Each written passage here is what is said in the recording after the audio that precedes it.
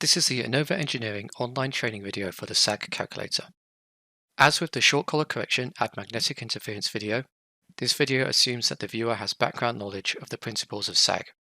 This video covers how to input the required data and run the calculation in Innova Engineering.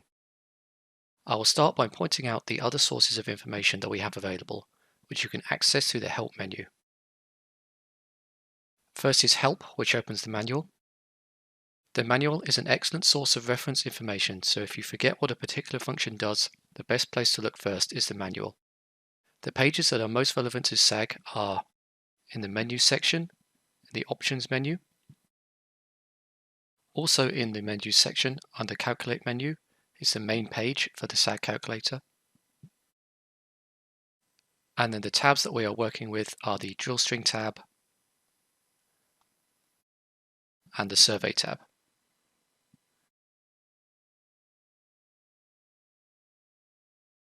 Next in the Help menu, we have the Online Documentation option.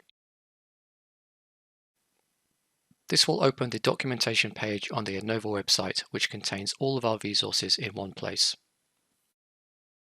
If we navigate down the side, we can see we have some quick start guides. We've got the Innova Engineering manual again. Then we have some video guides. In the how-to videos section, we have some shorter clips.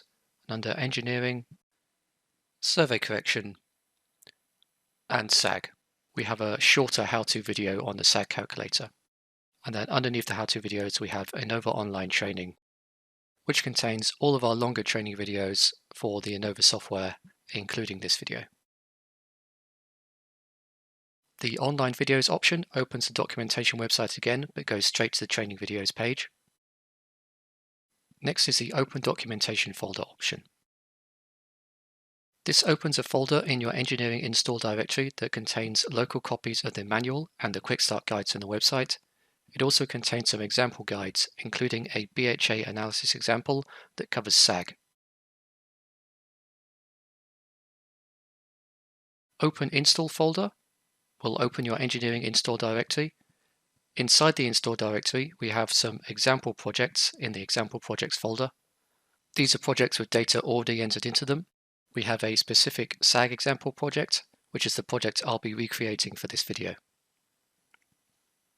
For the SAG calculation, we need to enter data into the Drill String Well Geometry and Fluids tab and the Surveys tab.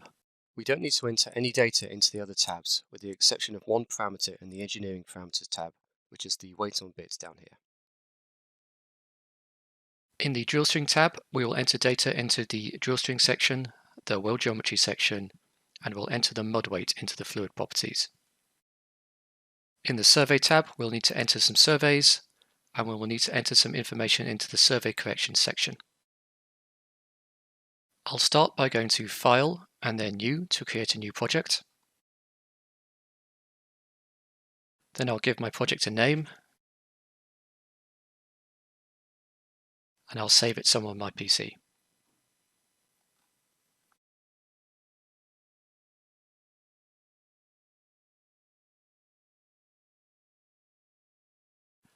Then I'll go up to the Units menu to set my units. For SAG, the important units are the length, weight, diameter, and the mud weight units. In this case, I'm going to use the Set API Units option, which will set all of my units to the API standard. There are also two options in the Options menu that are relevant to SAG. First is Include Motor Bend in BHA Analysis. This lets you toggle whether the program factors in the bend angle in your motor into the SAG calculation. And the second option is SAG Calculation Precision. This will let you set the number of decimal places that the SAG results are calculated to. For this example, I will leave it at 3. Now we can start entering our data, and we'll start with the drill string. In the hydraulics training video, I go into much more detail into the mechanics of filling in the drill string section, so I'm not going to repeat them here. If you need a refresher, I recommend watching the beginning of that video. For this example, I'm going to import in a BHA that I've already made, and then I will point out the parts of the drill string and the component details that are important for the SAG calculation. To import a BHA, I go to File and Import BHA.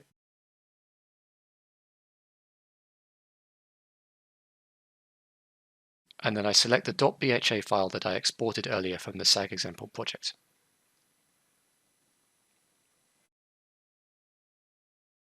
For this example, we have a very simple BHA that just consists of drill collars and stabilizers. If you're running a calculation on a real BHA, it is important to get as accurate measurements as possible for your components from the rig site or the workshop.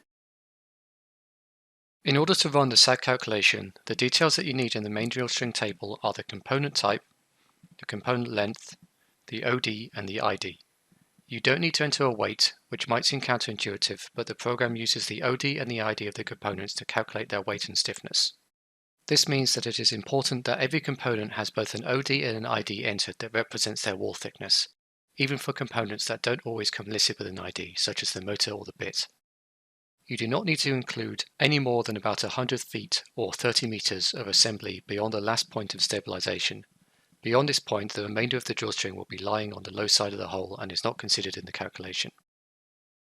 Down in the component properties section for each component, we don't need to enter anything apart from in two instances: the details of any stabilizers and the motor bend if you have one present in the BHA. It is very important to accurately enter the details for any stabilizers in the BHA. The necessary components for the stabilizers are the stab OD, the stab blade length, and the stab distance from bottom. To make sure that it is clear what information should be entered where, I'll bring up a stabilizer diagram. The OD and the ID entered into the main drill string table are the OD and the ID for the body of the stabilizer. The stab OD is the width of the stabilizer blades. The stab blade length is the length of the contact face of the stabilizer blades.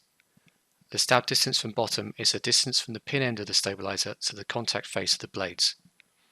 The two other stabilizer component details, stab blade width and number of stab blades, are not required for the SAG calculation and can be left blank. Some other components also have space to enter stabilizer information into the component details, and these components are the RSS, the MWD/LWD, the motor, the turbine, and the reamer component types.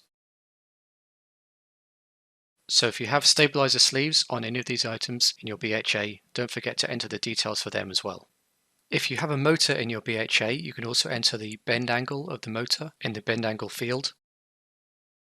If in the options menu you have include motor bend analysis toggled on, then the bend angle that you enter here will be factored into the SAG calculation, but if you have it toggled off, then the angle that you enter here will have no effect.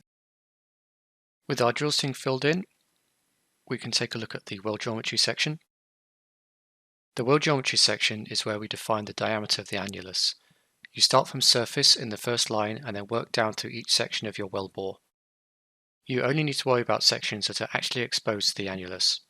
For example, if you have both 13 3/8 casing and 9 5/8 casing up to surface and then some open hole below, the weld geometry will look like this.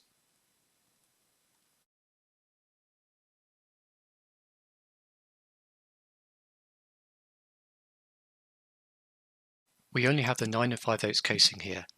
You don't need to include the 13 3/8 casing as it is cemented behind the 9 5/8 casing and not exposed to the annulus. For this example, we just have a 12 1/4 inch open hole from surface down to 2000 feet.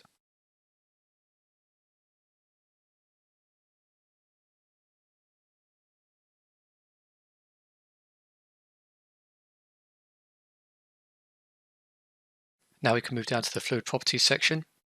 In this section, we only need to enter the mud weight. This is so the program can calculate the buoyancy of the mud. For this example, we will use a mud weight of 8.4 ppg. Before we fill in the surveys tab, we'll check our weight on bit.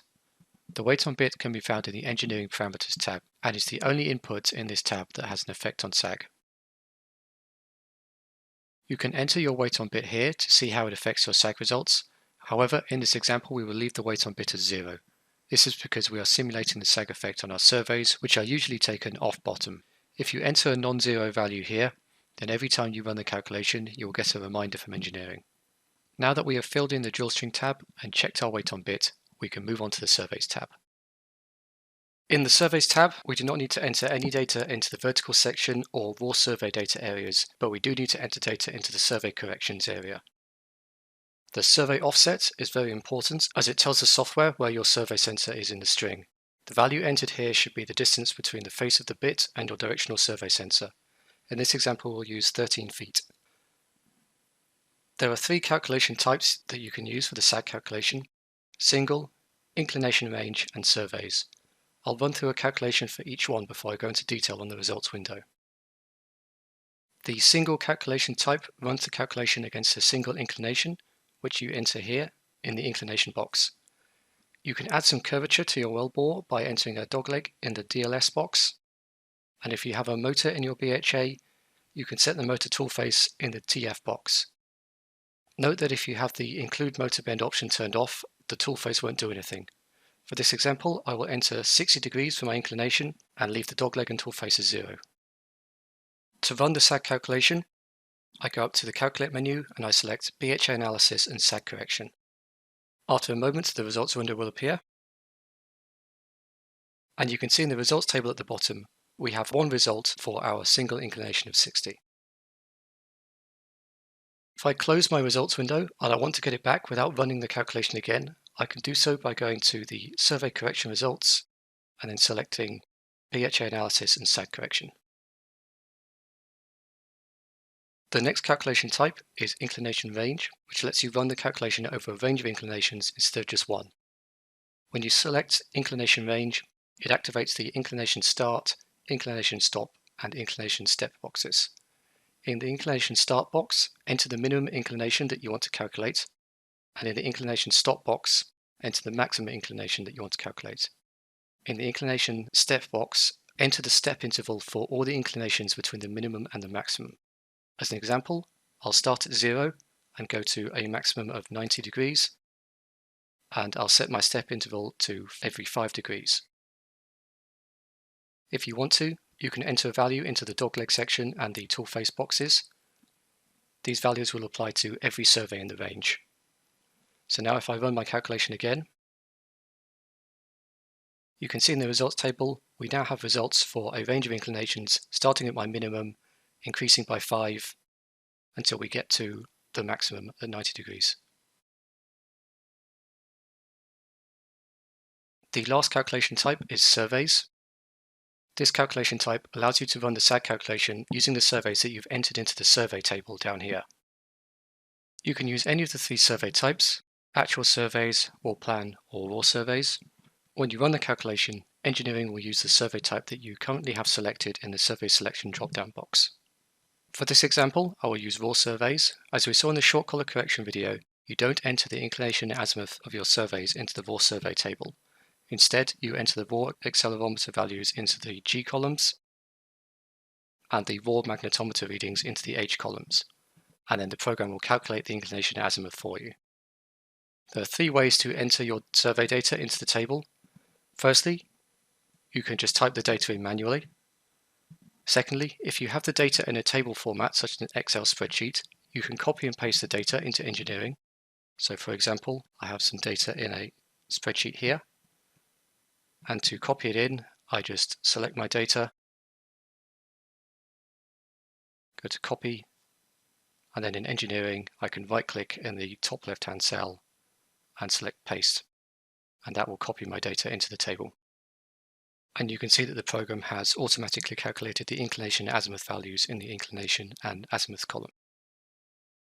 The third way to enter surveys into the survey table is to import them using the import survey function. Go to File and then select Import Survey. This will open a dialog box where you can select the file that you want to import. Engineering can accept the following file formats: tab delimited text files, space delimited text files, comma delimited CSV files, Excel files, navigator short color correction text files, and .las files. In this example, I'm importing an Excel file, so I'll choose my file format as Excel, and then I select my file that I want to import and select Open. This will open the Import Survey window. In the table at the bottom, we can see the data that has been passed from our file. We now need to define which rows and columns that we want to use. In the Start Row box at the top, I'll set the value to 2. This is because our first row of actual data is in row 2. and our last row of data is in row 107, so our end row will be 107. At the top of each column, we can use the drop-down box to tell engineering what type of data is in that column. So for the measured depth column, I would pick MD, and then for my accelerator and magnetometer columns, I will pick GX, GY, and so forth. For any columns that I don't want to import, I can just choose N/A. Once everything is set up, we can click the import button. We'll get a message warning you that this will overwrite any other data that you have in the table. Just click OK, and we can see that our data has been imported. A couple of things to note when performing SAG on surveys. First, most companies have a minimum inclination that a survey needs to be before SAG results are considered valid. Usually this is around 3 to 5 degrees. This is because at such low inclination, it could be difficult to define where the high side of the wellbore is. Secondly, you can set a motor tool face value in the survey correction section when using the survey's calculation type. However, this applies the same tool face to all surveys, which is not realistic. So for this reason, it is recommended that you turn off the include motor bend option when using the survey's calculation type. Now that we have all of our survey information entered, we can run the calculation again and take a look at the results window.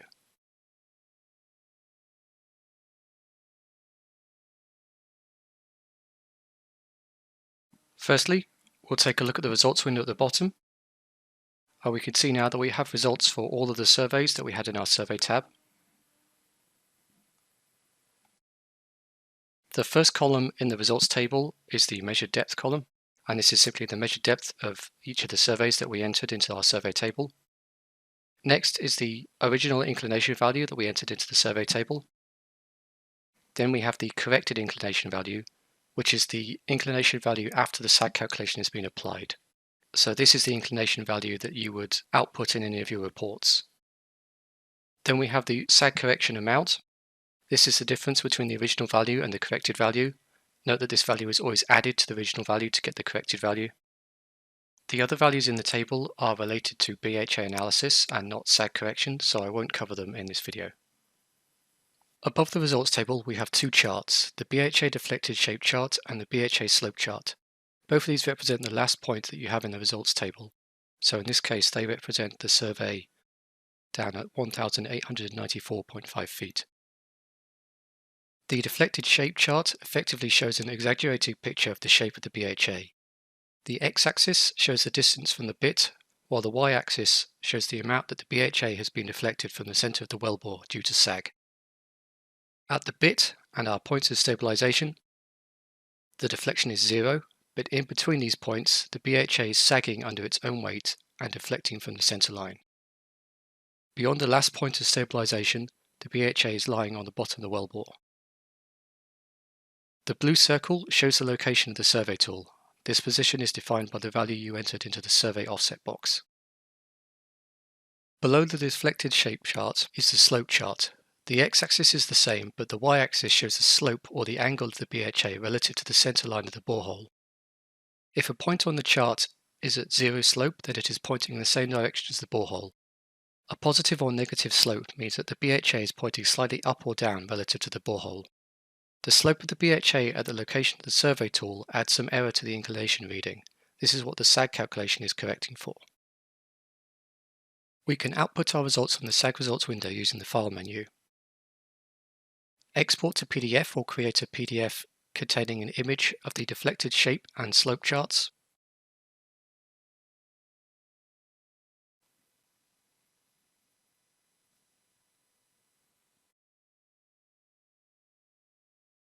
And export will export out the results table.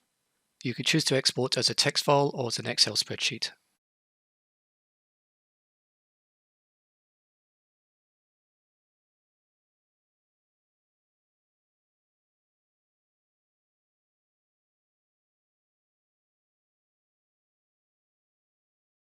Additionally, you can export each chart by right-clicking on it and selecting Export Dialog. The Export Dialog gives you 3 ways to export the chart: Clipboard, File, or Printer. If you select Clipboard and then click on Export, The chart will be copied to your clipboard, allowing you to paste it into another document. File lets you save the chart as an image file. Choose the image format from the top, and then choose where you want to save the image by clicking on the Browse button. Then click on Export to save the image as a file. If you click on Printer, then you can select the dimensions of the image along the bottom of the dialog. Then you can click on Print to print the chart. We can also create a report in Excel or PDF format from our results by going to File in the main window and selecting Print Reports. This will open the reports generator. I go into detail on all of the features in the reports generator in the Charts and Reports video, so I won't repeat myself here. If you need a refresher, I recommend you go back and watch the end of that video. You could create a report by clicking on the BHA Analysis and SAG tab. Under this tab, there are 3 sections that you could choose to include in the report. BHA Overview and Calculation Parameters will display the BHA you created in the dual string tab, as well as the parameters you entered in the Fluid Properties and Survey Correction sections. BHA Trend and SAG Correction data will display the results table from the SAG results. And BHA Deflective Shape and Slope charts will display the 2 charts for the results window. I will leave all these options turned on, and then I will select my format as Excel, and then I can create my report by clicking on the Print button.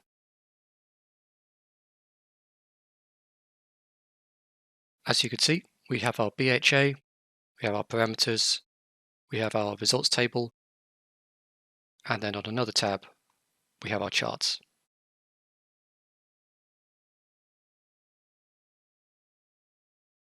If you used raw surveys in the SAG calculation, then after running the results, the Inc. SAG column will now be populated.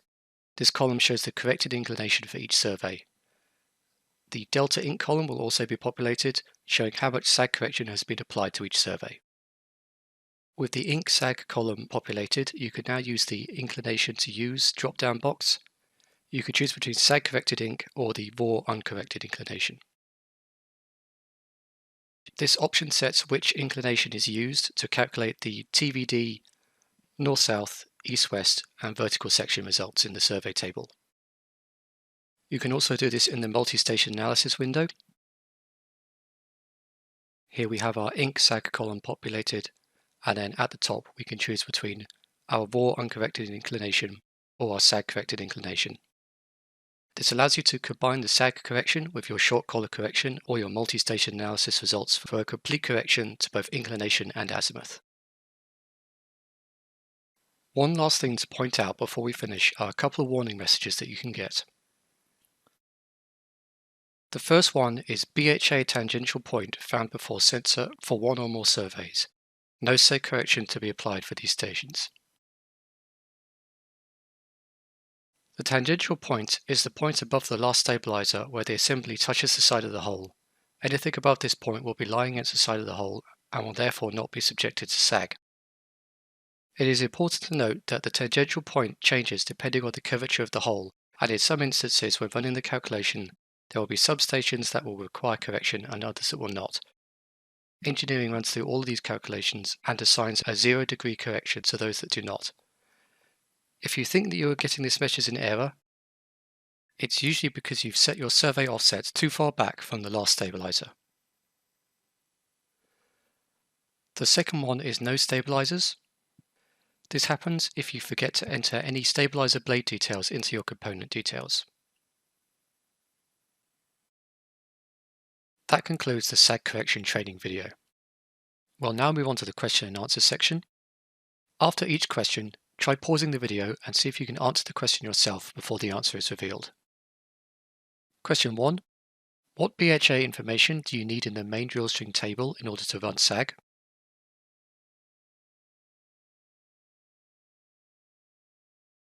And the answer is the outer diameter, the inner diameter, the length, and the component type for each component. Question 2. What values do you need to enter in the component details for stabilizers?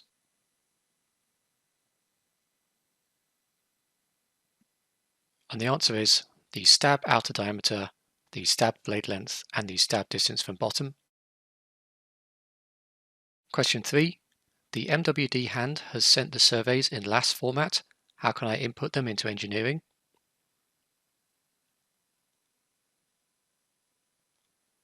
And the answer is using the import survey function. Go to File and then select Import Survey and select .las as the file type in the dialog window. Question 4. I've received a warning saying that the BHA tangential point has been found before the sensor for one or more surveys, and most of my surveys have not corrected. What should I do?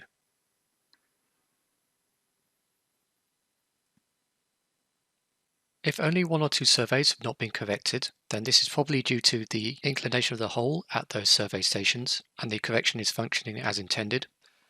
However, if most or all of your surveys have not been corrected, then there is probably an issue with your setup.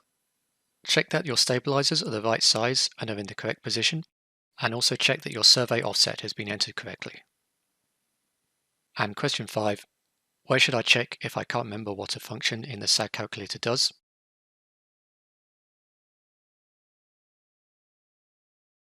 The best place to look is in the help file. The relevant sections for SAG are in the options menu, the calculate menu, and the dual string and survey tabs. That concludes the question and answer section. We can now move on to the exercise. Start a new project and set up your units. If you have your own BHA and survey data, you can use that. If not, just copy the data from one of the example projects.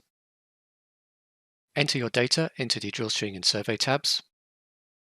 Run the calculation and view the results. And then export out an image of one of the charts using the export dialog. Then create a full report using the reports generator in the file menu. And after you've done that, try varying a few of the inputs to see how it affects the result. Try changing the number and the position of the stabilizers. Try changing the size of the well bore. And try changing your well inclination. If at any point you become stuck, refer back to the video for a refresher. Thanks for watching. If you have any inquiries, you can get in contact with Innova via the email addresses shown here.